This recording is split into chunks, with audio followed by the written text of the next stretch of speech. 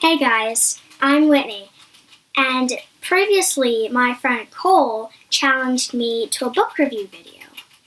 And for this book review video, as you can probably see in my hands, I have chosen the book Mighty Jack and the Goblin King. This is the second book to a series.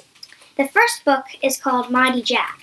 The base of the story, Mighty Jack, is there's a boy named Jack who has a sister named Maddie who has trouble speaking. She barely talks at all. And they just moved next door to a girl named Lily. And one day when they went to the fair, they were forced to buy some weird seeds. And the seeds were magical. So when they planted them in the garden, just from a couple tiny seeds, it made a whole forest of magical plants. And so when they put down the last plant, it was evil. So it opened a portal, and Jack's sister, Maddie, got pulled through by an evil mud monster. He looks like a mud monster. And so Jack and Lily go through the portal with swords and armor and health drinks and stuff. And when they went through the portal, they got to this island and had to fight monsters to get to the castle. And when they got to the castle, Jack saw the monster holding his sister, and Jack couldn't get to it in time because they had to fight a giant monster made out of mice and rats. And they're not the normal everyday cute rats or mice. They were ugly sewer rats. And then they were fighting to get through the door, but they couldn't. So they journeyed across the island world, and they met a few creatures on the way. They did some heroic things. And then the most surprising part for me was, one of the most surprising parts for me was Lily, Jack's friend, who he secretly likes. She fell, previously in the beginning when they had to fight the giant mouse rat monster, she got thrown into the air and fell on a sharp rock, and unfortunately, she broke her ribs. So she fell, and then back to what I was saying, she fell off of the world and landed on the ground below the world and couldn't get up. She couldn't move. Well, she could move, but she couldn't get up. And so she took some healing leaves and tried to heal herself, but it didn't work.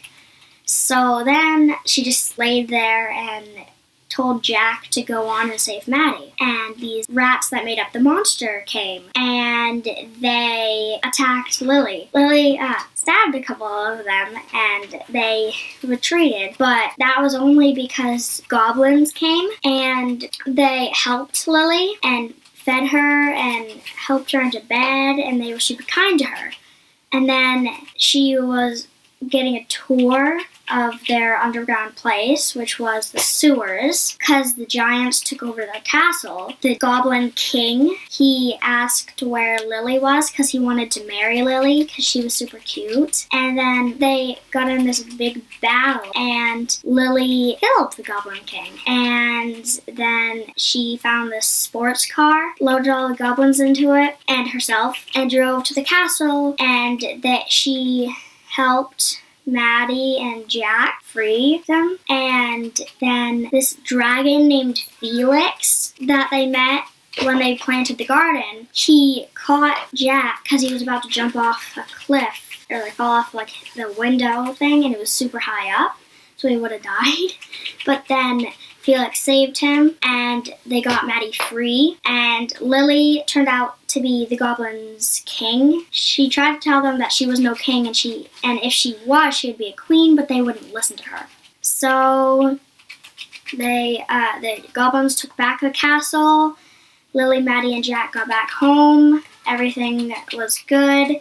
And then that's the base of that book. So then, actually, there's another series called Zeta the Space Girl, also by Ben Hatke, and it relates to Mighty Jack, because in the end of Mighty Jack and the Goblin King, they, Piper and I can't remember the lady's name, and Zeta and all the other people that were helping her was there and told Jack and Lily they needed some help saving the world, and then the book ended.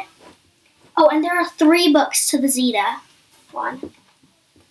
And then they were all happy and their lives were good. Bye!